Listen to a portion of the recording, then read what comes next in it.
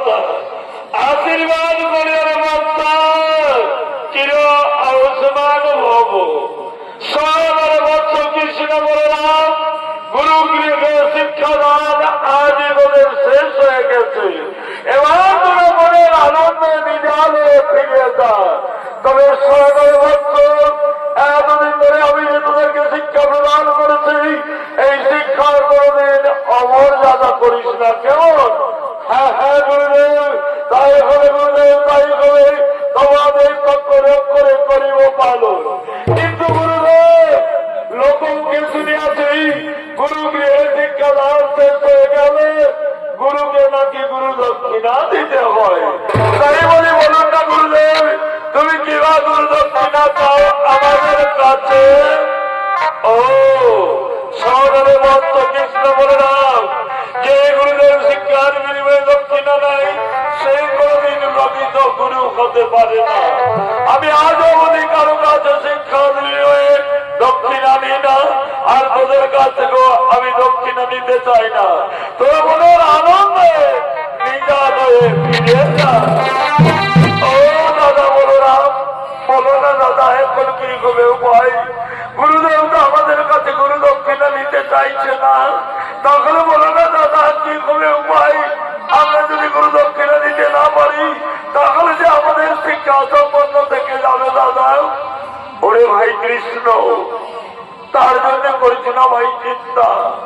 গুরুদেব আমাদের কাছে গুরু দক্ষিণা নিতে নাই বা চাইল, ওরে ভাই সম্মুখে দাঁড়িয়ে আছে গুরু মাতা। চন্দ্রে ভাই আমরা গুরু মাতার কাছেই যাব, আর গুরু মাতাকে আমাদের অন্তরের কথা খুলে বলবো। নিশ্চয়ই গুরু মা আমাদের করবে কৃপা। হ্যাঁ হ্যাঁ, তাহলে তাই চলো দাদা, তাই চলো, আমরা গুরু মাতার কাছে যাই। গুরু মাতা আশীর্বাদ করিয়া রে বৎস, দীর্ঘ জীবী হও। বলরে বৎস কৃষ্ণ বল না, কেন তোরা ছুটে এলি বাবা আমার কাছে? মা মাগো, গুরুদেব আমাদেরকে বললো গুরু গৃহের শিক্ষাদান আমাদের শেষ হয়ে গেছে। মা এবার আমরা মনের আনন্দে বাড়ি ফিরে যাব। কিন্তু মাগো লোকমুখে শুনিয়াছি গুরু গৃহে শিক্ষাদান শেষ হয়ে গেলে গুরুকে নাকি দক্ষিণা দিতে হয়। গুরুদেব তো আমাদের কাছে দক্ষিণা নিতে চাইছে না। মা তাই বলো না মাতা, গুরু দক্ষিণার উপরে কি চাও তুমি আমাদের কাছে? কৃষ্ণ বলো না, তোরা গুরু দক্ষিণা দিতে চাইছি বাবা, পারবি না, পারবি না তোরা দিতে গুরু দক্ষিণা। তাই বলি শোন বাচ্চাম, তোরা মনের আনন্দে নিজা বাড়িতে ফিরে যা বাবা। বহুদিন ধরে আত্মীয় স্বজন তোদের অপেক্ষায় পথে বসে আছে। না মা, মাগো এ কেমন করে হয় মা? আমরা যদি গুরু দক্ষিণা দিতে না পারি তাহলে যে আমাদের শিক্ষা সম্পন্ন থেকে যাবে। মা বলো না মাতা, কিবা গুরু দক্ষিণা চাও তুমি আমাদের কাছে? আমরা তো তোমার ছেলের মতো, বলতে তোমার লজ্জা কিসে? ওরে বৎস কৃষ্ণ বলো না, সত্যি যদি তোরা গুরু দক্ষিণা দিতে চাস বাবা, তাহলে সোনারে বৎস ঠিক তোদের মতো এক সন্তান ছিল আমার কোলে, নাম ছিল তার পুনর্দত্ত। ধ্যান তর্পণ পরিবার করে ওই যে গেল সমুদ্র তীরে, আর না ফিরে এই মাগিনী মায়ের কোলে। তাই বলি ওরে বৎস, তোরা যদি সত্যি গুরু দক্ষিণা দিতে চাস বাবা, তাহলে এনে দে আমার সেই হারিয়ে আর তোদের গুরু দক্ষিণা। মাগো এই কি কথা